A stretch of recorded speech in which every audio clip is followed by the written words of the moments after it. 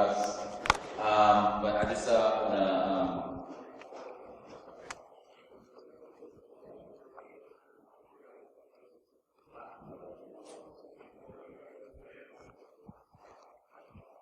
So, thank you. Okay, so this next track that Chris is going to talk to us about is basic technical hacking. So, I can tell you that there's going to be some exciting stuff. I'm excited about it. And now, it doesn't matter if you are in some kind of management capacity or technical capacity in your organization.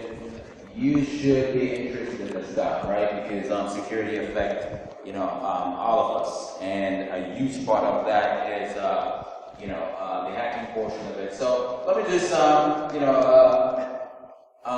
about Chris a little bit, and save him, some time in that area so he can get to the real technical stuff. So Chris is a senior information security consultant at CastleGuard. He has established himself as a phenomenal penetration tester and an active member of the information security community. Chris has also published with an open source web application security project, OWASP, if you know those guys, and Test Magazine.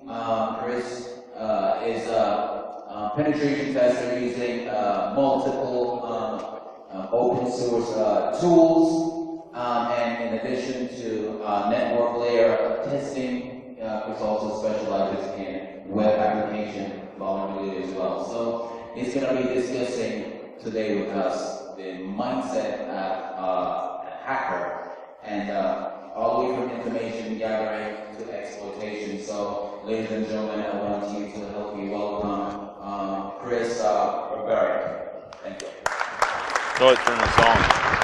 How do I turn this on? Yeah, so it's already on. So just keep it on, but you have to talk through that. Okay. Okay. Basically, what I got on the computer right now is kind of a small fraction of actually what goes on in the world. It's an open source. There's quite a few websites that are, they have honeypots sitting out there and seeing what's getting hacked. Usually this basically looks like the old movie back in the day where the war games where he hacked through the phone line and was going to play a game. And it's pretty interesting where they're all coming from. I mean, as you can see, tells you the countries and all that kind of stuff, what ports are being attacked, and it's just a nice representation of actually how bad it is out there. I mean, it really is. To me, it's a very scary environment. I mean, it's to the point where when I retire, I'll probably end up being a greeter at Walmart. I'll probably have one of those Obama phones, and I don't want to be traced. It's just that bad. But it's just a simple representation of what's going on out there. I don't want to bore you with the stuff that's all out on the internet, what different type of hackers are out there and stuff like that, because it's just a broad sense of what's actually out there. I mean, you got your gamers, you got your programmers that know hacking, and then you got your network guys. It really doesn't fall really into any category. I was talking to a lady once, and her husband worked for an antivirus solution that's doing that hacking for the new black box that's going to go into cars to see what kind of information they can get. And she's like, oh yeah, he's a white hat, but he works for the DOD. And I'm like, yeah, nobody in the DOD is a white hacker. It's just my personal opinion. I mean, just look, for instance, 3 days ago, they announced that the NSA and the UK government hacked the SIM cards, the largest SIM card manufacturer. I'm like, really? This is news right now. Don't they realize that they've been doing this for an amount of years? They've already had all the encryption. They just now found it. It's like any kind of environment out there. When I go to a client, they're like, well, how do we not get hacked? And I'm like, man, either you've been hacked, you don't know it, or you've got something sitting in the background just waiting to hack you. It's just a point in time where, hey, you're going to get nailed no matter what. I mean, there's really no explanation to it. I mean, that's just the logic almost of the whole entire sense of it. I kind of want to go over some tools because I know I get asked a lot from people, well, what kind of tools can I use to defend against these people? Well, this is just kind of a, yeah. You gotta love Word. I love Microsoft. They're just so much fun. But you know, these are just some basic tools you can use. I mean, Nmap. Gather the information on your network. I mean, it does anything. I've had clients sit there and say, well, I don't even know what's on my network. Well, Nmap will kind of give you a pretty brief description. You know, when you run all the IP address, it'll map it for you. To me, it's one of the greatest tools, even as a pen tester, network security person, or whatnot. My second favorite one is the Search Diggity. It's an open source tool and basically you use Google Hacker Database as a representation. There's a whole group of people out there that all they do is use Google to hack. My wife went to the University of Tampa and they put everything in the cloud and they got hacked. And basically they try to do, you know, forensics on it and they found out that they were doing an input : University of Tampa, and you know, when it pulls it up, it's like, hey, they've got their firewall, what they're using, Ghostery, they've got pretty much everything, and this Search Diggity basically does the same thing. It pretty much finds everything. I mean, it just goes around looking for everything that's just, you know, on Google, basically. Vulnerability identification. To me, there's a good use for it, but the tools up there like Nessus, Retina, GFI, to me are tools that are good for network admins. They're not good for pen testers. I mean, I've actually seen pen test reports from other companies. They ran a Nessus scan, dumped it into an Excel file, and said, here's your report, fix your problems. I think the only thing that I've seen Nessus actually give any kind of thing is the default passwords on the Cisco devices, the admin. I mean, that's the only thing it's going to find for you. I've never seen an Nessus scan do anything farther than that. My favorite one is the Metasploit framework. We'll get into that a little bit later, but and Immunity Canvas. Immunity Canvas to me is one of the greatest pen test tools out there. You can run it in Linux, you can run it in Windows. It's a nice little GUI tool that does a lot of the exploitation for you. And you can also open up a command prompt and run your scripts. You know, it's just a really good tool. Web applications, my favorite. You know, you got the paid ones, Acunetics, but my favorite one out there, I mean, I know a lot of people use Burp Suite and they'll argue it pound for pound and say that it's the greatest tool in the world. For the price, it's not bad, but if you actually go to OWASP and look at OWASP Zap, it's almost an identical tool and it's free. I mean, in my opinion, it's even bigger. I didn't put it on there because it's kind of one of my little things I like to use. For the exploitation, we'll go over that a little bit later, but you know, here's some tools that will actually exploit. I know a lot of people in my industry use Kali. I have it on a box. I don't use it that much. It does have a tool in there called Veil that I like to use. But my favorite distro is Parrot. I love Parrot. It's a really good distro. It's more geared towards using the commands and stuff like that. It doesn't have a little GUI interface and all that kind of stuff, because I think when we get to the tools that have the GUI interface, we lose a sense of ourselves. I mean, I've seen people come up and all they use is GUI tools. And you know, when I come on site, I'm like, well, you know, what is your tool doing? They're like, I don't know. It's giving me vulnerability results. It's telling me that I have a SQL injection, but what is it actually doing?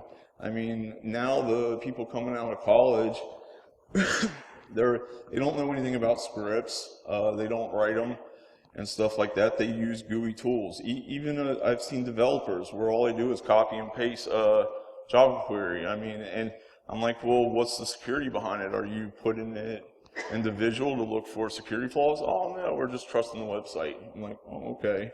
So I guess I'm going to be getting in your system in probably about 2 hours. And they're like, we think we got you.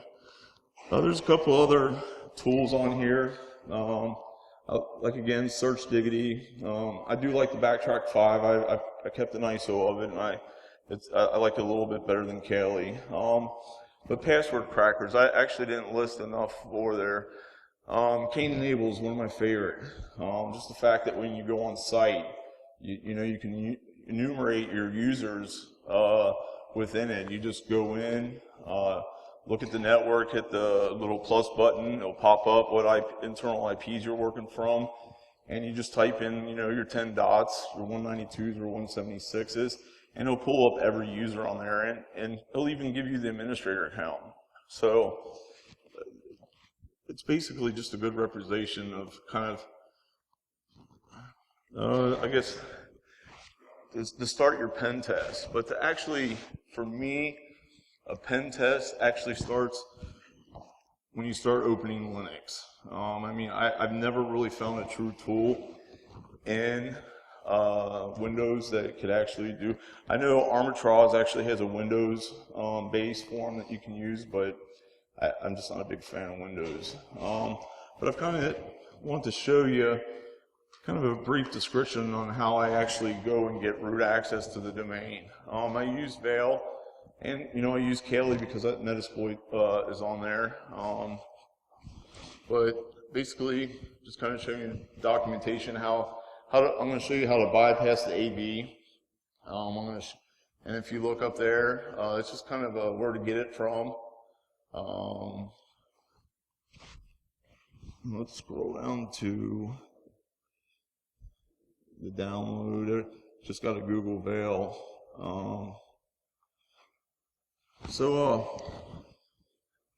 This is basically how to get Veil set up and how to integrate it with Arbitrage, which is a great program. I know Ralph Mudge, who actually came out with a program called Cobalt Strike.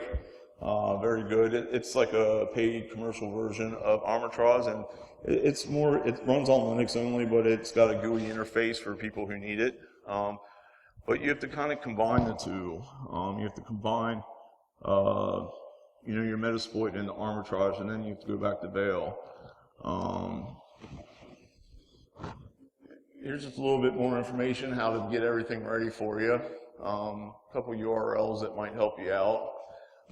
So when you're done with this, you're basically ready to go into attack. Mindful, basically, you have to be on the internal network for this to work. It's not going to work from the external.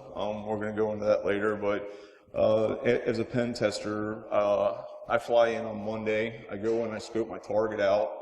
I go about 2 hours before the target opens, and I try to break in. I literally go to all causes to break in. I've had the cops called on me, and I've actually been in jail before because of it, because I couldn't get a hold of my point of contact. But people don't realize is that, there's different statistics for it, but I don't know the number, but I know it's above 50%, that all your attacks are going to come from your internal network. They're going to come from an employee. They're going to come from your cleaning service. They're going to come from just about anything that has a couple hours of time. So this is why we go after this more than anything else. Basically, all you need to do is determine the target machine. You basically take your Nmap scan, upload it, put it into a file, upload it, and then you generate a custom payload using Veil. After you're done with Veil, you want to start finding out who your IT department is. People that have root or super user access. So then basically you set up a listener, a little key logger that basically when they're typing into their SQL databases or their servers, you can actually find out what is going on, and that listener will report back to you and say, hey, this is what they're typing. So it's a really good, basically after that you go to your payload, you target using the Python, and then in Arbitrage, after that the listener will connect and it'll launch meta prepator shell. I can't pronounce that. And after those steps, if everything works out right, you've pawned pretty much their machines. I mean, here are basically the steps outlined this is basically, I mean, I've got it, how you do it. You find the target IP address. As I said, you have to be on the internal network. You go into your custom payloads, whether it's, SMB or, whatnot, and you find out. And inside your Veil, the Python list, you type list, and it'll come out and it'll list a bunch of different payloads. So you're taking your Nmap scan and you're finding out your payloads that you need to use. Are they using a MySQL server? Are they using SQL? So you use those payloads to run. And then basically you go in, type Python shell, inject, and use 25, and basically you keep all the defaults and type generate 1 for the MSFVE NON version, which is the default setting. And then you hit basically enter, and you just watch and see. When you're in Metasploit, you're running the reverse TCP to find out what's open. Your local host, you just put in your local host machine. You just go into your network settings and see what, if it's assigned DHCP, what it is you're using in your IP addresses. After that, you go to your local port. You use port 444. Hit enter again. Go through all the Python. And after that's done, the payload has been created. It basically puts a file on there. You dump it onto your Linux desktop, upload it into Arbitrage, and set up the listener.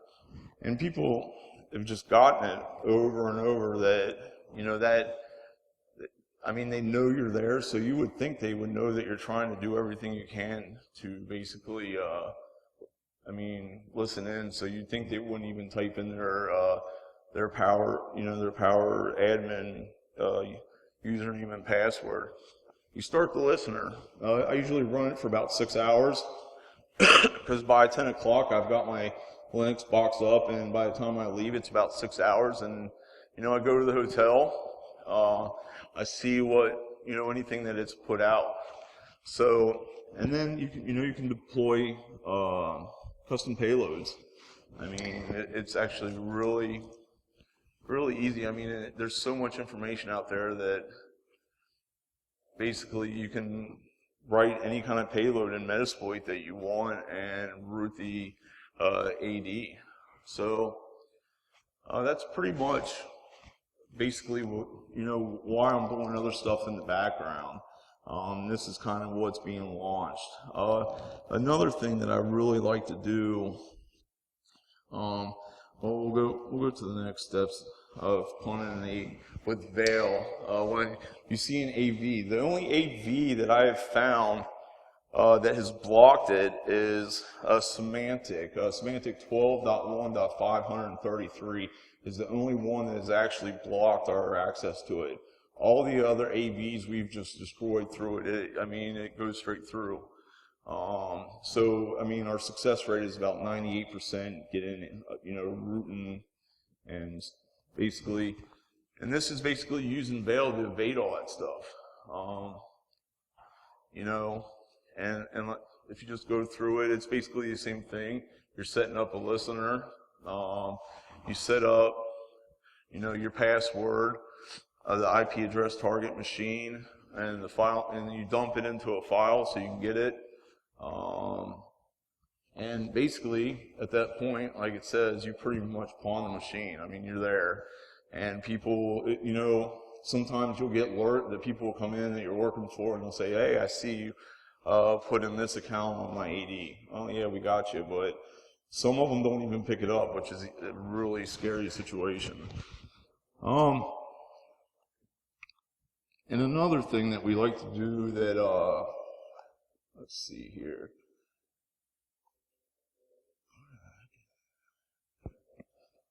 Let's see here if this is it. Another thing, let's see if it's on here. Oh, this is my box. I don't know if you guys ever read this before. I like to bring it up because a lot of people in networking don't know what this is. A guy that used to work for the DoD, he was on a red team.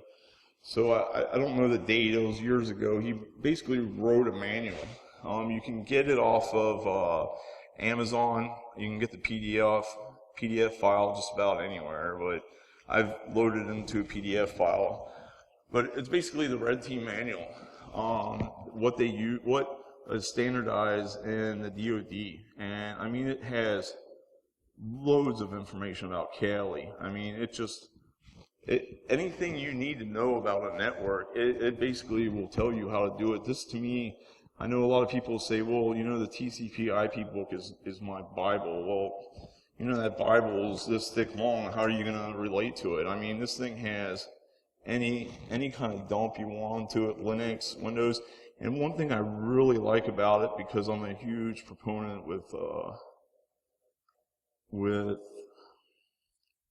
I mean, it's got, you know, it's got the SANs in here. The guy decided to dump that into it, so it kind of has stuff that you can run, but it has Wireshark filters as well. I mean, if you're lucky enough and you have a client that's like, hey, plug into my devices with an RJ45, and he's like, just pick any. Well, of course I'm going to pick a network device, and I'm going to run Wireshark, and I'm going to try to steal your hashes if I can. I mean, I don't see why they haven't gotten that far yet to figure out that that's what I'm doing. But it even displays what kind of Wireshark filters that you can do to pull hashes. You can do all sorts of, let me make this bigger. But if you look, I mean, it's got port scanning techniques, timing and performance. I mean, it gives you everything you need to do. I mean, it's basically a list of IPv4 and IPv6. And the one thing I enjoy the most is, I think it's down here at the bottom. It does, you know, it's got your subnet calculator, which I mean, I've got some of it memorized, but it always helps. So if you're scanning devices that are fragile, you know how to subnet your IPs. I guess I could just do a search function, but basically this manual just basically gives you everything. It gives you fuzzing attack. I mean, it helps out. It's also got a really good program for, oh, here it is, for Nmap. And you know, Nmap has so many scripts, and you really can't know them all. I mean, there's just tons of them. So if you look here, it'll tell you how to bypass firewall, the PN function, but it gives you everything you need to run on Nmap, and it'll even tell you the scripts that need to be run in order to bypass all that stuff. Because usually we go in as a black hat. We don't ask for any IPs or nothing like that. We do a scan. So it helps out. This is a really good Bible to have for anybody, in my opinion. You can get it anywhere with that. I want to share that with you because there's not a whole lot of people know about it. This is probably it right here. And here's my second thing that we also do. We do a clean desk policy. We go around, we snoop, we look for information that shouldn't be on people's desk, passwords. Well, we're done with that. We take off our badges. Just the fact of the matter that's in their policy that somebody should actually say, hey, you don't have a badge, who are you? Well, 9 times out of 10 they don't even care because they're just so used to it. So what we do is we have a program called Katana. It's a bootable jump drive. It's got oath crack on it. And what we do is we go to 3 or 4 machines. We basically power off, reboot, run the oath crack, and this is what pulls up. These are all the hashes that are basically that you found. This is on my own computer, so I didn't want to.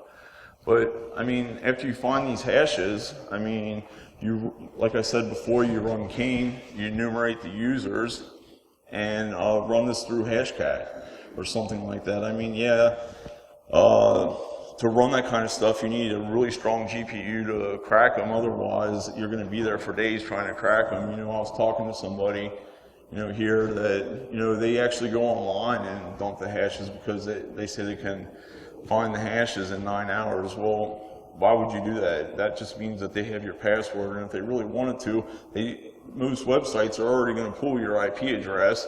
I mean, you go to Google, hey, you're at this IP address, so they've got your IP address.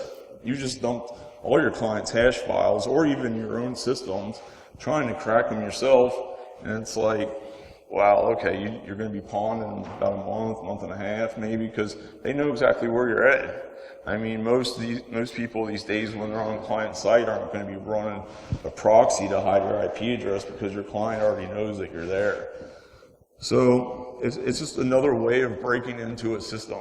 You know, when you get your hashes, we also use LiveCrack, which is a paid version of it. And we try to crack at least 25% of our clients' hashes. I mean, that's kind of our motto, that if we don't get 25%, or if we get an admin, then we stop. But I mean, you're trying to crack as many as you can in a certain amount of time.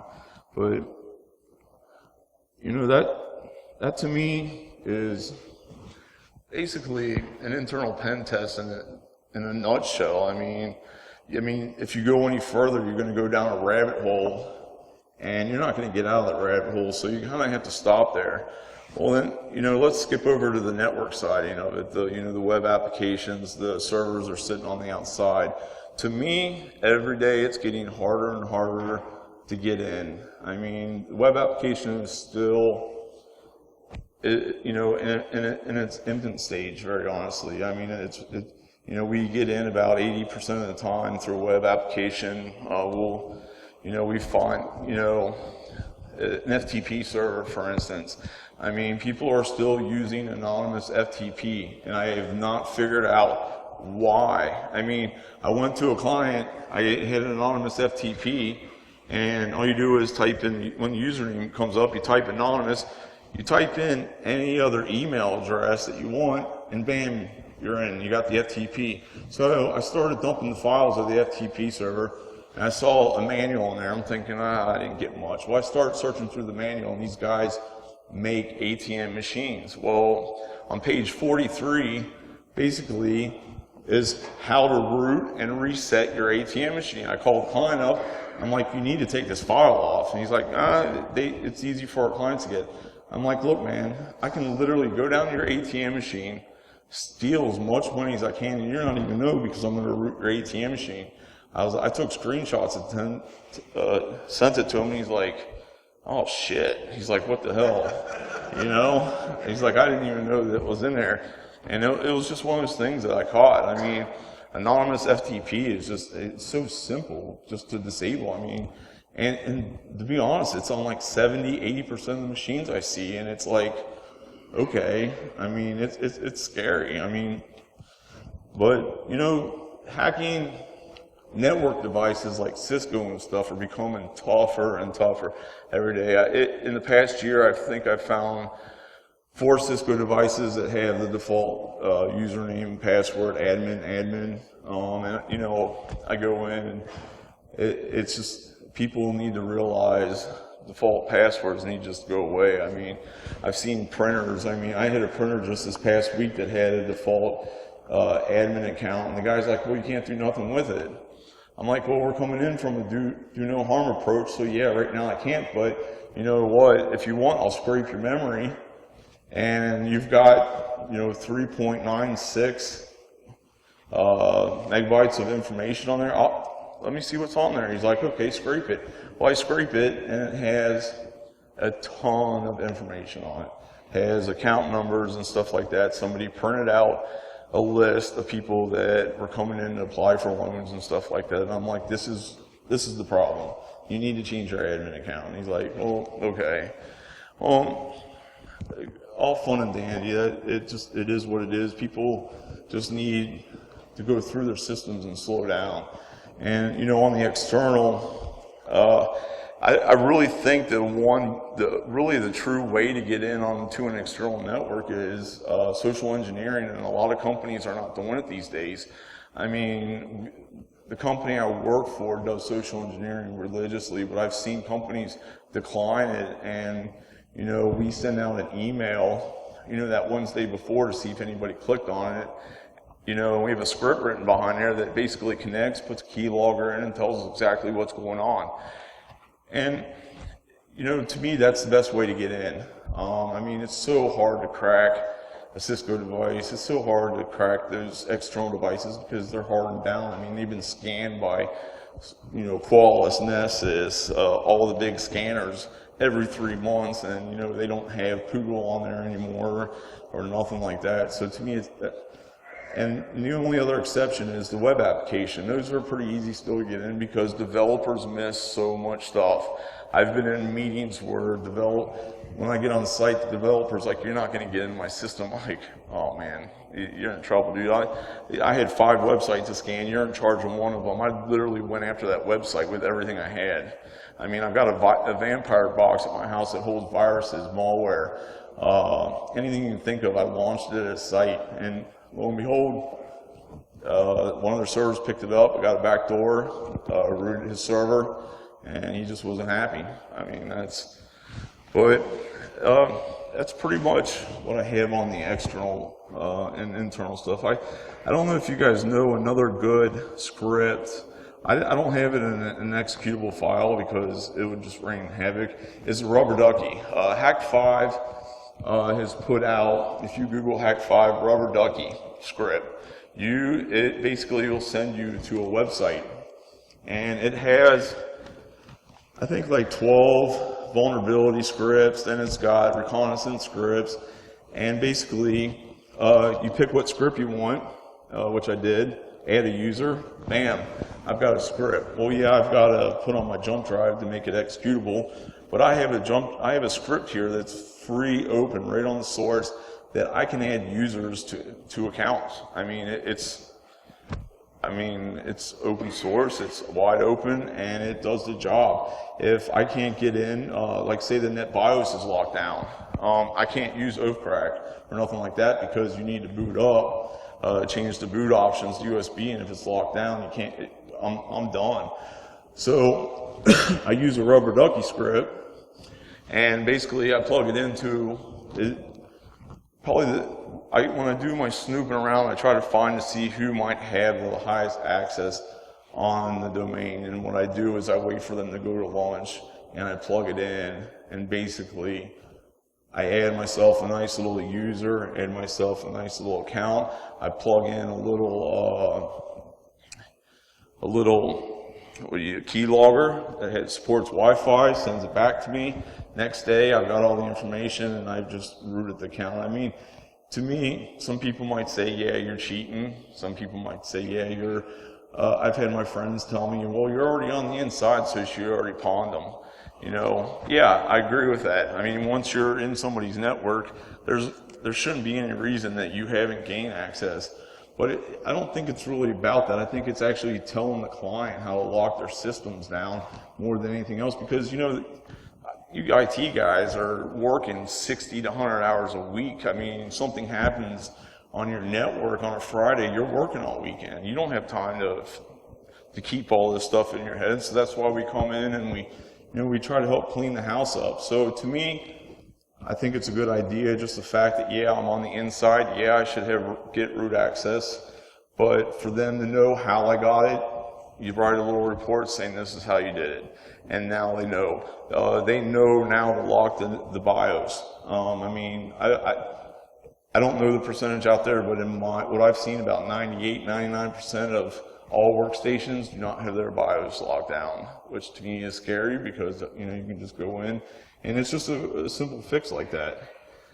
I mean, there's other, like right here, they've also got a script for SAM file. I mean, that's another way. You go in, look for the SAM file on a Windows box, you copy it, put it on your jump drive. When you go back to the hotel, you put it on a Linux box.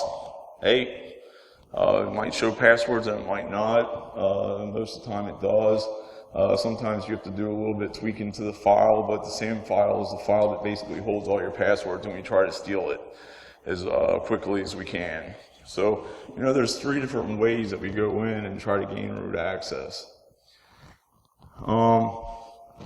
I guess basically what I really wanted to talk about at the ending of my speech is, you know, I've ran into plenty of pen tests where I've seen Nessus. I've seen a Nessus scan pumped out into an Excel file, and that's the report. And it just scares the living crap out of me, man. It's like, wow, they did not try to even attempt.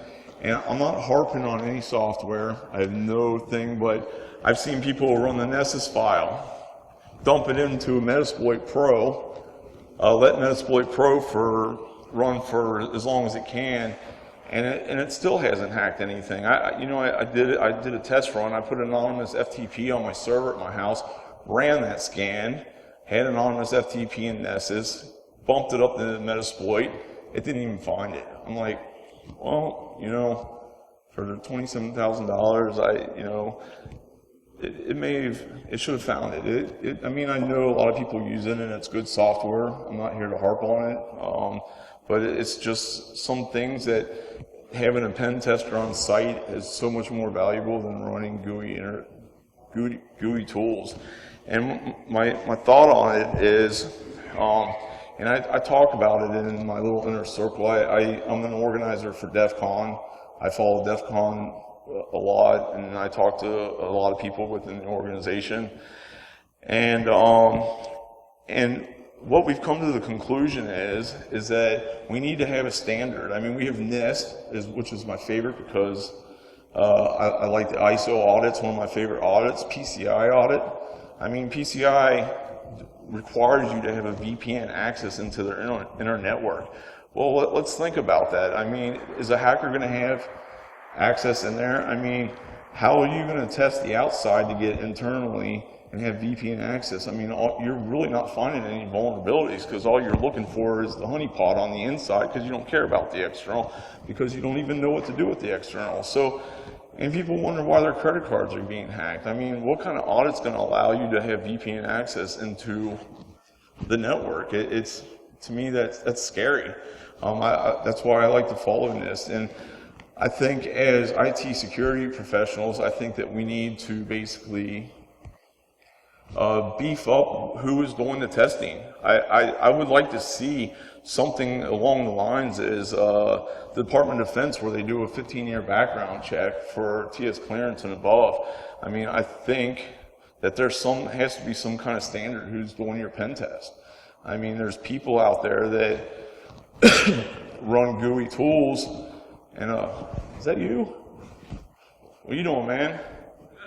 Good. I figured I'd see somebody from you.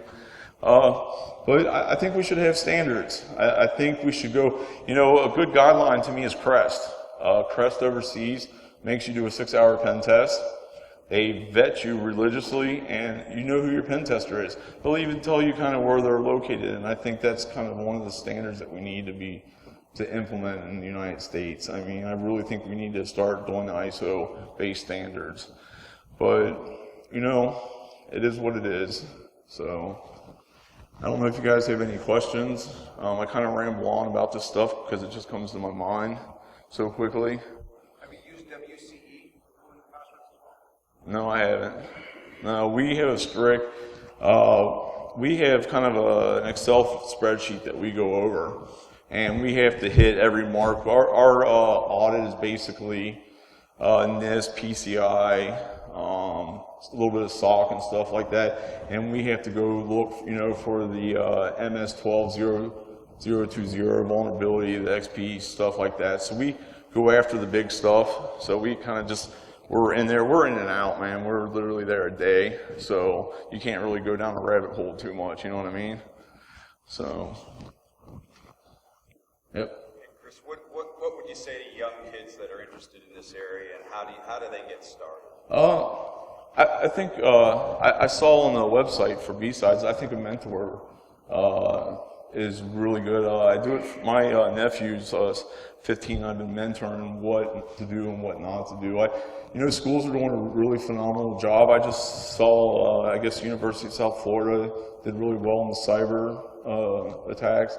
And University of Maryland is one of the top, and they're teaching people about cybersecurity, which is really nice, but that's only practical because you're learning book smarts, you're learning on a sandbox. You're not really in an outward situation, so I think mentoring is probably the best bet. I mean, because then you don't have the little kid coming in and trying to do a black box trying to hack Google. His ISP reports him and the FBI show up, you know what I mean? So I think mentoring is probably the best way. Are there any programs, I'd agree with you. I just don't know where does someone get started? What's that? Yeah. Yep. Yeah, that's what I've been telling my nephew. Learn scripting, learn a language. That's the best way to start learning languages. Do not be one of these people that go out. I'll be blunt. I mean, when I started out, I used GUI tools. I was a network engineer, and then I went into ISO. I didn't have a clue. And then I got to the point after 6 months, I started just using command prompts. I was like, I'm not finding all the vulnerabilities. I'm getting dinged. I mean, yeah, I ran Nessus and Retina back and forth and found vulnerabilities, but to me, it wasn't a pen test. So you just got to learn a language. I mean, have somebody sit down and learn Python. I like Strawberry Curl personally, but everybody has their own preference. I was glad that we didn't get into a hacking debate of what's right and wrong, because there really is no right or wrong. It's just your preference. So, yep.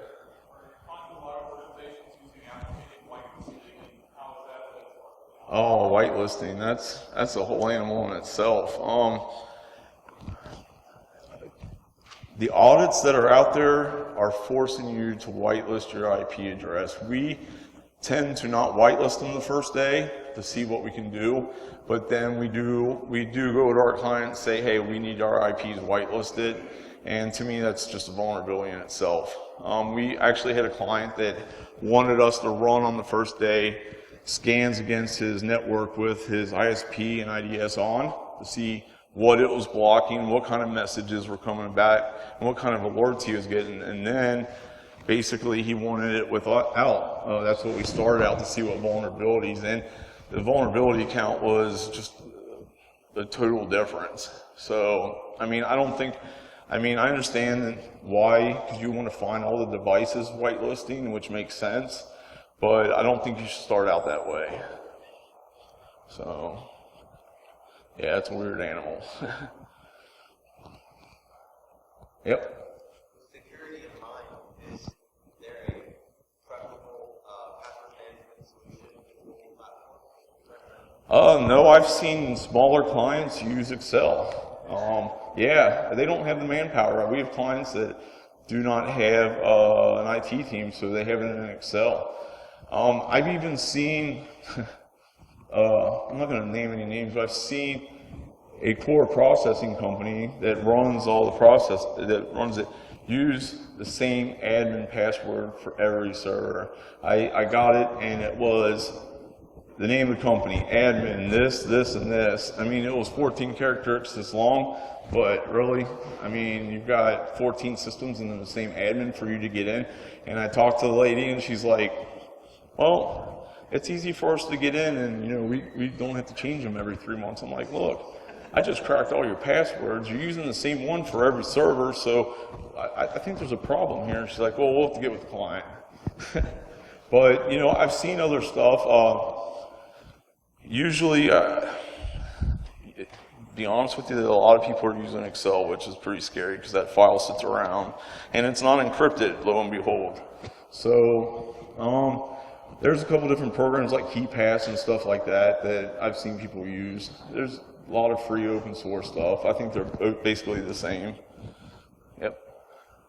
Have you run into a situation where there is an IT team and they're making recommendations, but it's the end users who are forcing the non-security implementation? Not really, because they force it within the servers with AD. I mean, it has to come over. I mean, it is what it is. Your server will send it out, and so, yes. My last round with pen testers, I actually set a honeypot Excel spreadsheet up. Nice. With, couldn't ask for a bigger gift, IT passwords in the IT password folder in Excel. 20 character passwords, they watched them and spin the wheels for 2 days, trying to figure out why those passwords weren't doing anything for them, or they realized it was a Yeah, I've got a buddy of mine that sets up honeypots for me all the time. Yeah, he thinks it's pretty funny. But when I find out that there's username and passwords unencrypted, and I know he's one of the smartest guys in IT, I'm like, man, thanks. I know where your honeypot is. Here's a little DOS attack, because I know him really well. I'm going to shut that thing down just for the hell of it, you know? And he's just like, oh, whatever. So, and you know, I want to share this with you because a lot of people they do a lot of physical stuff, like we do physical security. And I wanted to show this how easy it is to get into things. We went to a client about 3 weeks ago. They had a magnetic strip on the inside that was motion detected. They didn't have an alarm system to the building. So basically what we did is we took a piece of paper, stuck it up in there. It was about 10:30 at night. Wiggle around. The motion detector basically went off, let us in. We were in the client for 2 hours. We literally loaded everything we could into our truck and called the client. I'm like, hey, we got your crap, man. They're like, how'd you get in? They're like, we literally just took a piece of paper, used it as a flag, and got in. That's how easy magnetic strips are. I mean, yeah, some of them have alarms in it, but just wear a hood. I mean, just wear something that you're going to be recognizing. Get in and out, you know, in 5 minutes. So, I mean, it's this easy. A little piece of paper could actually get you into a building, and that's, to me, is pretty scary. I mean, people don't realize they need to move the magnetic strip over to the side of the door to not have it literally right in front of the corner, you know what I mean? So, did you have a question? How do you practice legally? There's some really good sandboxes out there, like Hack This Site that I like. That's pretty good. OWASP has a sandbox. The sandbox is just essentially just something that's set up for you to hack. There's quite a few of them, 5 or 6 of them out there that are just really good. You just, you know, type in hacking sandbox and it'll come up with one. So when I started out, I used Hack This Site because they had some really, they had some really cool ones where somebody entered a contest and you actually changed how many applications that you put into the contest. So you're putting in one application to submit to like American Idol. Well, they taught you and they asked you how to hack that where you could submit 1 million. I mean, there's a website on Microsoft that actually gives all their scripts. I mean, it's scary. As a hacker, you can go in and take those scripts, change what you want in there, and you can hack Microsoft. I mean, they have it publicly right on their website. So, yep. Can you describe, what the characteristics were of probably the toughest job that you did, and what the security folks did that made it very difficult? I had a job where they had a policeman sitting outside when I arrived. They showed me that he's been on payroll for a year, done with the social engineering. He knocked on my door. He's like, "What are you doing here at 6 in the morning?" I'm like, "Okay, well, call the client." I got nailed. When I walked in, they basically had security training every 3 months with their employees. I went in and tried to piggyback off an employee, and basically when I tried to piggyback off an employee, a 60-something-year-old lady literally almost tackled me because she didn't know who I was. I'm done there. I didn't get in social engineering again. When I went in, I tried to boot up from BIOS. They shut down BIOS. So to me, the best way to keep somebody out of your system is train your employees religiously. Have that security program. I've seen a bunch of programs where they don't. It's their employee handbook. And that, to me, is just not good enough. I mean, you need to go through security training at least every 3 months because, you know the old saying, patch Tuesday, hack Friday. By the time the patches come out, the hackers are already hacking about Friday. So that year of training that you have a year later is old news. So I really think it's just training your employees to look out for this stuff, not to click on links or something like that, you know? So, I mean, that's been our best bet is the employees themselves keeping us away from their system, you know? I mean, that was probably the best job. I mean, because hacking a network is just it's a chess match against the network admins. That's basically all it is. So if your employees stop you before you even get there, you're done. So, yep. Percentage of companies you see that you deal with actually address and correct the issue you find in the right problem? It's a good question. It really depends. I would say 60%, maybe if that, depending on the company. I've seen some companies leave, well, we done SQL injections, and the next year I did the pen test and it's still there. So it really depends on the IT staff, and like I said, the involvement of the employees. If the employees are involved, then it's going to get patched. If you got employees that don't really care, I mean, you're in just about every year. So, but. Okay, I'm done. Sorry. Stay after. All right.